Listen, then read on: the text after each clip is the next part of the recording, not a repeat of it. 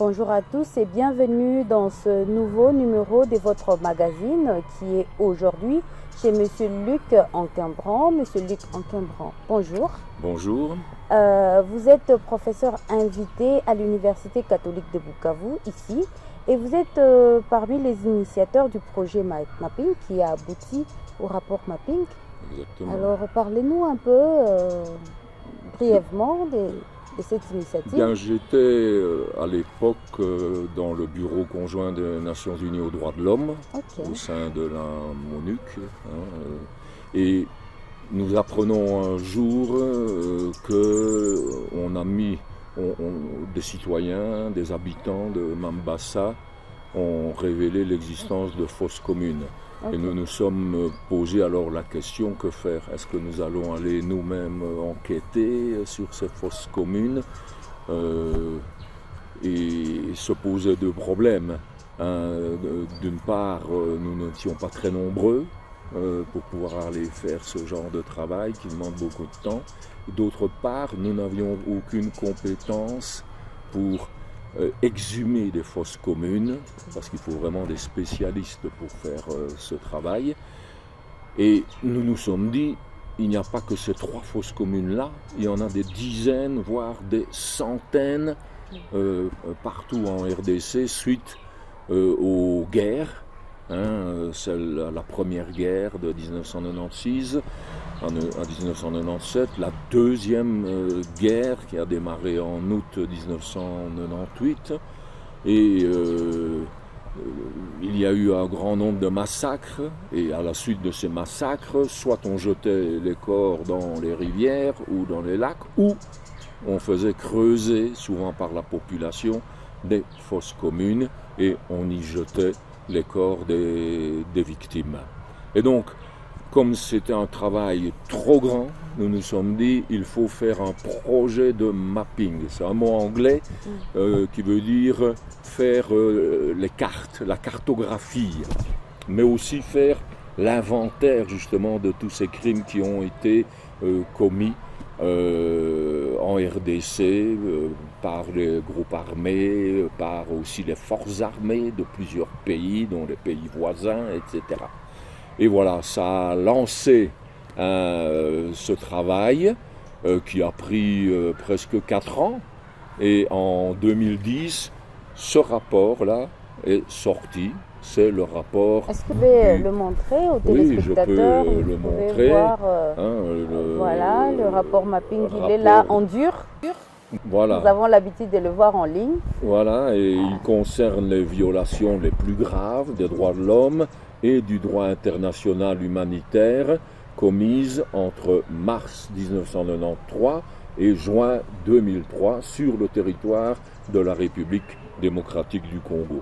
Et vous faites bien de rappeler qu'il est accessible en ligne, parce que si l'on tape un rapport mapping là, sur Google et au commissariat des Nations Unies aux droits de l'homme, vous allez trouver facilement. On peut le télécharger, ça ne pèse pas. Alors comme ça, le rapport mapping répertorie environ 600 crimes? Oui, plus de 600, 617 exactement, qui sont vraiment les massacres ou des violations graves des droits de l'homme ou de ce qu'on appelle le droit international humanitaire.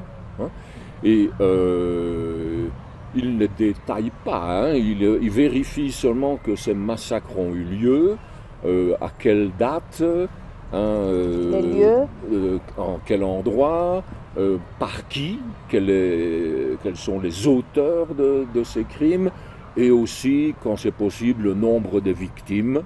Parfois, c'est un nombre indéterminé, parce que les corps sont justement encore dans des fosses communes. Malheureusement, plus de 25 ans plus tard, on n'a toujours pas procédé à l'exhumation de ces fosses communes qui sont en partie répertoriées dans le rapport Mapping. Mais on parle aussi des crimes des génocides. Alors, pour certains de ces crimes de guerre qui ont été commis, surtout ceux qui ont été commis pendant la Première Guerre, c'est-à-dire lorsque l'armée patriotique rwandaise et l'AFDL ont voulu pourchasser les génocidaires, les Interamwe ou les forces armées rwandaises qui avaient quitté le Rwanda, mais malheureusement, pendant cette traque-là des réfugiés, l'armée patriotique rwandaise principalement a commis beaucoup d'exactions, beaucoup d'atrocités, et le rapport Mapping dit qu'il pourrait y avoir une intention d'extermination d'un groupe ethnique.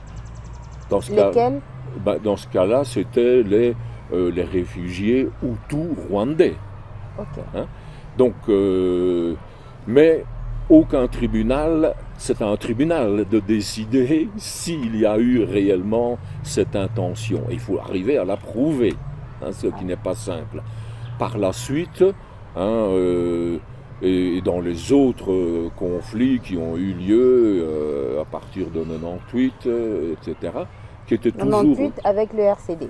Avec le RCD, mais aussi avec le MLC, okay, avec le RCD KML, enfin avec toute une série de groupes armés et de forces armées de différents pays.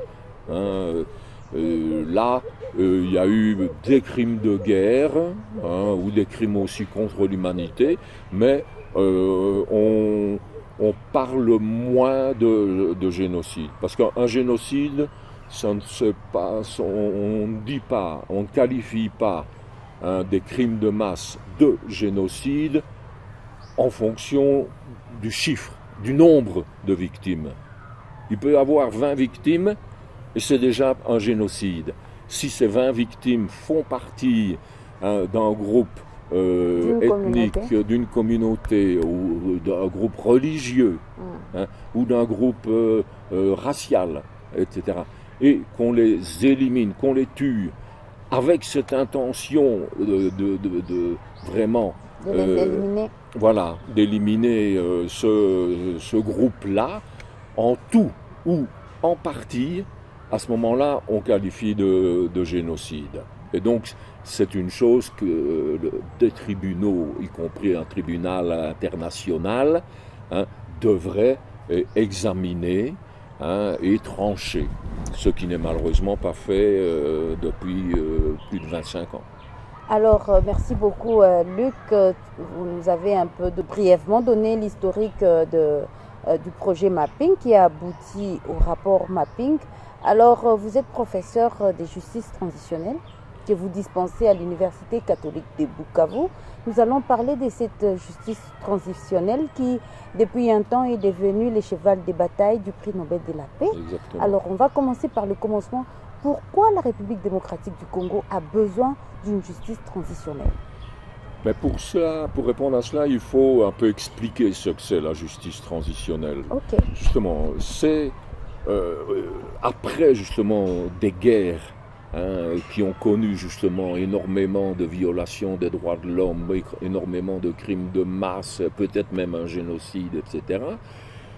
On se dit, qu'est-ce qu'il faut faire de tout ce passé-là? Certains disent on veut l'oublier, il faut amnistier, ne plus en parler, etc. D'autres, évidemment, ils sont très nombreux, et surtout, évidemment, les victimes, et aussi les défenseurs des droits de l'homme, etc., disent non, il faut regarder en face cela, et il faut ne pas laisser cela impuni. Et donc, on met en place alors ce qu'on appelle des mécanismes, des processus, dont on parle le plus souvent, c'est 4 processus. Donc le premier mécanisme, c'est celui de la justice. Il faut poursuivre les auteurs de ces crimes, il faut les sanctionner, etc. Et il faut pour ça utiliser une gamme de tribunaux possibles. Ça peut être des tribunaux du pays, hein, mais ça peut être des tribunaux internationaux, ça peut être la Cour pénale internationale, etc. Et puis, il y a le deuxième mécanisme qu'on appelle le mécanisme de recherche de la vérité. Alors, dans beaucoup de pays africains, notamment en Afrique du Sud, on a mis, là-bas c'était après la fin du régime d'apartheid, une commission vérité et réconciliation. Et il y en a eu des dizaines d'autres, un peu partout dans le monde, qui veulent justement que l'on dise clairement ce qui s'est passé. Et puis un troisième mécanisme, c'est le mécanisme dit de réparation. Il y a eu des victimes, il faut réparer. Et donc, il faut mettre en œuvre un programme de réparation qui va permettre aux victimes de recevoir différentes formes de réparation, hein, individuelles, collectives ou bien aussi financières ou symboliques, etc. Il y a beaucoup de manières de réparer. Et le quatrième mécanisme, c'est celui qu'on appelle des garanties de non-répétition. Qu'est-ce qu'il faut faire pour que ces atrocités ne se répètent pas encore une nouvelle fois, hein, à l'avenir. Et là, par exemple, on met, il y a plusieurs mesures, hein, mais j'en prends une, la plus importante, c'est faire sortir, par exemple, de l'armée, de la police, etc., tous ceux qui ont participé, hein, à la commission des horreurs et des atrocités. On appelle ça l'assainissement, hein, du secteur de sécurité ou en anglais le vetting. Ok. Et alors, Luc, dites-nous, un pays qui est en guerre maintenant, la République démocratique du Congo, qui est encore agressé, peut-il mettre en œuvre le processus de justice transitionnelle ?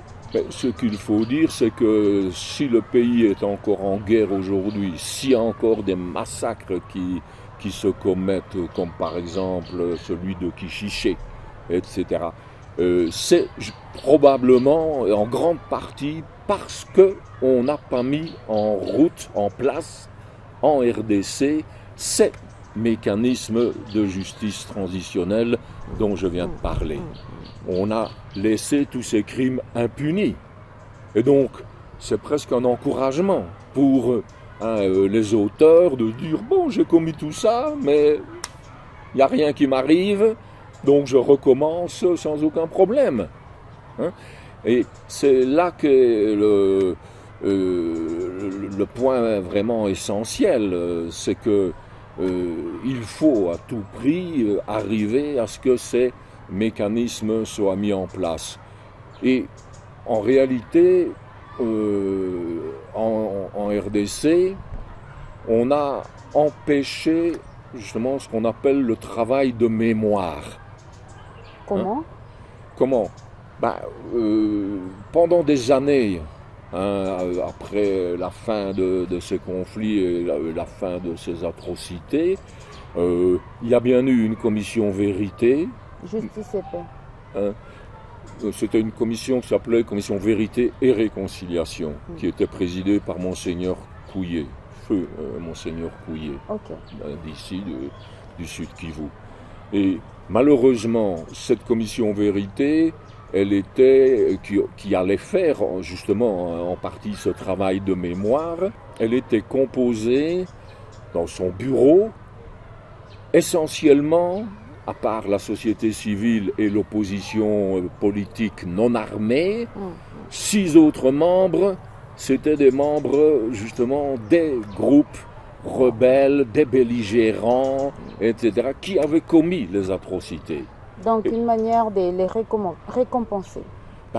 Oui, et surtout de garantir qu'ils ne vont pas aller chercher vraiment ce qui s'est passé. Entre eux, ils se sont dit, si tu ne dis rien sur les atrocités que nous avons commises, moi je ne dirai rien sur les atrocités que vous avez commises. Ok. Et il y a donc eu une sorte d'entente, hein, bien sûr un peu tacite, un peu secrète, etc., pour ne rien faire. Si bien que ce travail de recherche de la vérité, qui aurait dû être aussi un travail de mémoire, hein, parce que dans une commission vérité, on entend les victimes, hein, etc., on entend même parfois les auteurs qui viennent avouer leurs crimes, etc. Tout ça n'a pas été fait.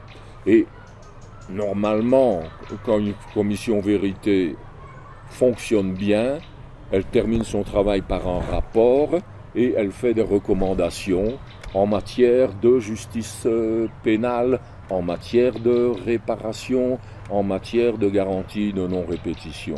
Or, depuis que cette commission a fonctionné, que je connais très bien, puisque pour le Bureau des droits de l'homme et pour les Nations Unies, c'est moi qui étais chargé de suivre ces travaux. Et on a été évidemment fortement déçus de voir que ça n'aboutissait quasiment à rien. Alors, prenons une petite parenthèse dans le rapport Mapping. Comme vous étiez justement au bureau des coordinations, Le Bureau des droits de l'homme. au bureau des droits de l'homme des Nations Unies, pourquoi avoir élagué les noms des auteurs des crimes du rapport Mapping? Oui, ceux qui l'ont rédigé, hein, moi je ne fais pas partie, je n'ai pas fait partie de l'équipe de rédaction. Ils ont dit, comme on n'a pas suffisamment de preuves, hein, de qui a commis ces crimes, etc., on ne peut pas les nommer. Hein, et ils ont aussi dit, lorsque certaines ONG congolaises ont réclamé, il y a de ça plus de 5 ans, ont réclamé que la base de données qui existe avec les noms, hein, elle existe à Genève, au Haut Commissariat des Nations Unies aux droits de l'homme, qu'elle soit communiquée et rendue publique. Le Haut Commissariat a répondu que ça risquait de mettre en danger les preuves, qu'on allait faire disparaître les preuves, ou que ça allait mettre en danger les victimes et les témoins. Mais pour moi, et pour beaucoup d'autres, et pour ces ONG congolaises qui faisaient cette demande, ils pensent que le fait que le rapport Mapping met en cause très souvent les armées étrangères, soit l'armée ougandaise, mais aussi l'armée rwandaise, que ça allait faire... ça allait créer des tensions, des crises. Ça allait créer des tensions, ça allait déstabiliser, parce que voilà, ça allait jusque des chefs d'État, hein, plus les plus hauts gradés des armées de ces pays, etc. Bon. Mais ces noms existent, hein, et le Haut Commissariat dit que quand il y aura un tribunal indépendant qui se mettra à enquêter, il fournira les noms. Alors, Luc Anquembran, alors à ce stade, en République démocratique du Congo, vous avez relevé 4 mécanismes de justice transitionnelle. Quelle peut être la priorité pour finalement mettre en place une justice transitionnelle en RDC? Ben, la priorité, c'est de mettre en œuvre un des mécanismes supplémentaires dont on ne parle pas beaucoup, qui est le mécanisme de la mémorialisation, de la mémoire, du travail de mémoire. Parce que si vous ne parlez pas de tout ça, si vous n'en dites rien, si vous ne rappelez pas que ces crimes ont été commis, si vous ne faites pas le travail de mémoire, il n'y a rien qui va se passer. Hein? Au contraire, si vous faites ce travail de mémoire, par exemple, qui est fait par différentes initiatives, mais notamment un mémorial, comme son nom l'indique. C'est un outil de mémoire, un mémorial en ligne. On peut donc consulter sur Internet, ce qui s'appelle mémorialrdcongo.org. Hein? Eh bien, si vous faites justement ce travail de mémoire, ça rappelle à tout le monde que tous ces crimes sont impunis, ça rappelle qu'il faut sanctionner, qu'il faut réparer, etc. C'est donc le travail de mémoire qui permet de déclencher presque et les autres mécanismes. Et malheureusement, pendant des années, ce travail de mémoire a été empêché. Et on peut dire, remercier le prix Nobel de la paix, le docteur Mukwege, d'avoir justement dans le discours de réception de son prix Nobel à Oslo, en décembre 2018, il a, lui, dit il y a un rapport qui moisit dans des tiroirs à New York, c'est-à-dire aux Nations Unies. Et il a parlé donc du rapport mapping, dont plus personne ne parlait depuis sa parution en 2010. Et à travers ce rapport mapping, évidemment, il a fait un travail de mémoire extrêmement important, et qui a permis de dire, ah bon, il y a eu là plus de 600 crimes commis pendant tous ces conflits armés en RDC, il faut faire quelque chose. Et surtout, il a aussi mis en évidence que le rapport mapping, il ne fait pas que rapporter tous ces crimes de masse. Ça, c'est la première partie, peut-être jusqu'ici. À partir de la page 300, 400, disons, là, vous avez des chapitres consacrés justement à la justice transitionnelle, au mécanisme. Donc la justice transitionnelle, c'est l'une des recommandations du rapport mapping. Oui, et des recommandations assez précises concernant les 4 mécanismes dont je viens de parler. Et le docteur Mukwege est allé plus loin. L'an dernier, il a en quelque sorte actualisé ces recommandations dans un document qui s'appelle une stratégie nationale holistique. Holistique, ça veut dire global, de justice transitionnelle. Parce que des choses se sont passées depuis les crimes, là, 25 ans, ou même depuis l'apparition du rapport mapping. Il y a des pays qui ont fait des expériences, justement, de justice transitionnelle, etc. Il faut tenir compte de tout cela. Et on a là-dedans des propositions qu'il défend un peu partout, y compris lors de ses voyages, lorsqu'il rencontre les droits de l'homme, etc. Alors, parlons justement de ces mémorials-là. Qui doit mettre en œuvre les mémorials? C'est les gouvernements, c'est la population? À qui revient cette charge? Donc, le travail de mémoire, il devrait être fait aussi par le gouvernement, mais dans beaucoup de pays, c'est plutôt la société civile, les associations de victimes qui ont mis en œuvre des activités de mémoire. Même il y a déjà 40 ans, par exemple, c'est en Amérique latine qu'est née la justice transitionnelle. Là, il y avait eu beaucoup de dictatures militaires qui avaient commis des crimes horribles, etc. Et, par exemple, en Argentine, les mères des disparus, parce que là, le crime qui était le plus souvent commis, c'était de la disparition. On arrêtait quelqu'un et hop, on ne le retrouvait plus. Il a disparu. Il a disparu.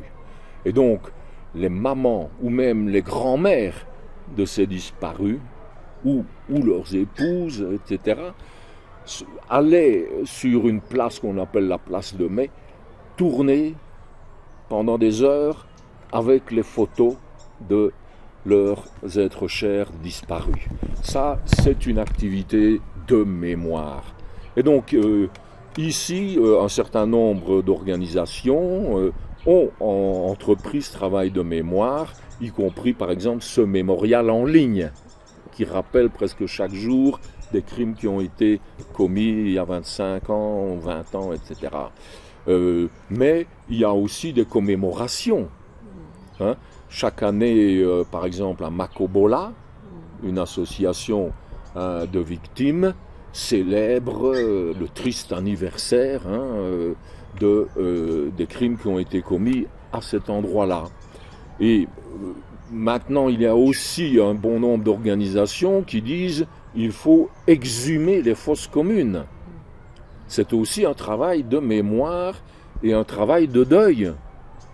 Parce que si votre fils, votre mari, etc., ou d'autres membres de votre famille, etc., sont dans les fosses communes qui n'ont jamais été exhumées, vous ne pouvez pas vraiment faire votre deuil.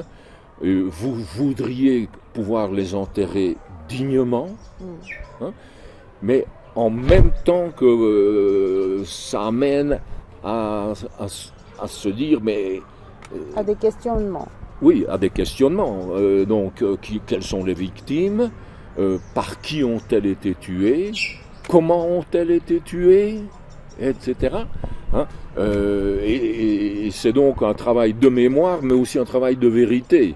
Et exhumer les fosses communes, c'est pas fait par n'importe qui, c'est fait par des spécialistes. Et en tirant les corps, avec les technologies actuelles, y compris de ce qu'on appelle l'ADN, vous pouvez, rien qu'à partir des ossements, retrouver les membres de la famille de cette personne. Identifier les victimes, et donc permettre de les rendre à leur famille. Mais vous pouvez aussi, par exemple, voir comment ils ont été tués. Est-ce qu'ils ont reçu une balle à l'arrière du crâne? Ça veut dire qu'ils ont été exécutés. Ou autrement, ou est-ce qu'ils ont été, ils ont reçu un éclat d'un obus? À ce moment-là, il y a une grande différence, parce que si on voit que c'est un éclat d'obus, c'est dans le cours des combats.